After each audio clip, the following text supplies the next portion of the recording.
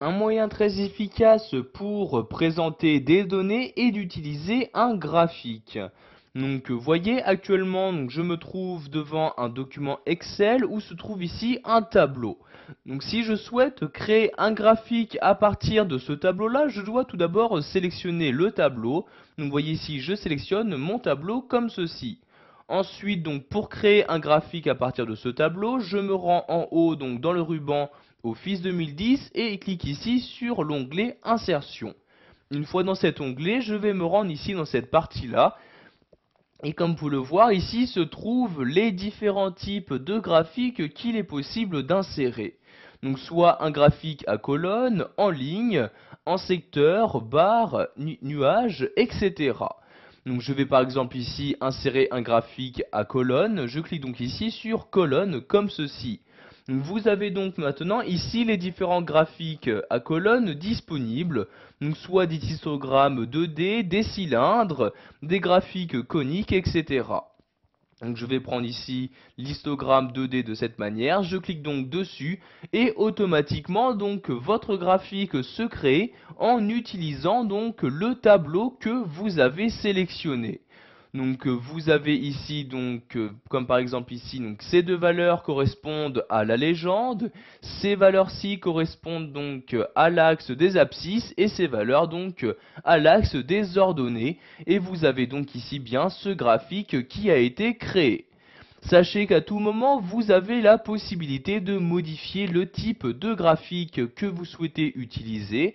Pour ce faire, vous allez donc en haut à gauche de votre ruban. Donc voyez ici, donc vérifiez bien que vous êtes tout d'abord dans l'onglet Création et vous cliquez ici sur Modifier le type de graphique. Vous avez donc maintenant cette fenêtre-ci qui s'ouvre où vous allez choisir de nouveau le graphique que vous souhaitez utiliser. Je vais par exemple cette fois-ci utiliser des cylindres. Je clique donc ici sur le graphique en question et je clique ici sur OK. Et vous avez donc celui-ci qui se modifie. Donc, comme vous pouvez le voir, vous avez juste le type de graphique qui change. Toutes les données donc, qui sont utilisées ne sont pas du tout modifiées. Pour modifier ces données, rien de plus simple, vous allez rester toujours dans l'onglet Création, mais vous rendre cette fois-ci dans cette partie-là. Vous avez par exemple la possibilité d'intervertir les lignes et colonnes. Donc vous voyez, je clique ici sur ce bouton-là, et vous avez donc ici l'axe des abscisses qui a été modifié et interverti avec la légende. Donc par exemple, vous voyez, vous avez maintenant les pays qui sont utilisés en tant que légende. Si je reclique ici sur intervertir ligne colonne, vous avez maintenant les pays qui se trouvent dans l'axe des abscisses. Vous pouvez sélectionner manuellement les données à utiliser en cliquant ici sur sélectionner des données.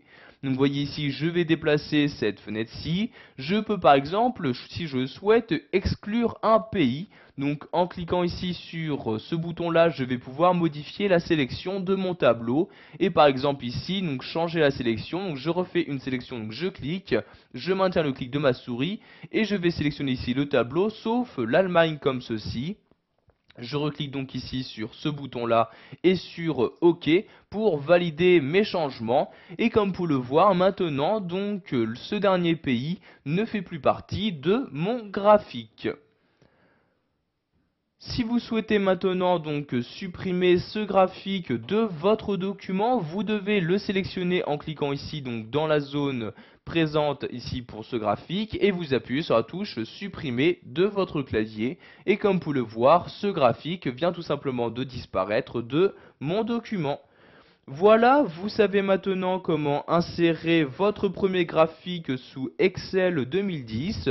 Vous avez également appris à modifier le type de graphique ou encore changer les données à utiliser.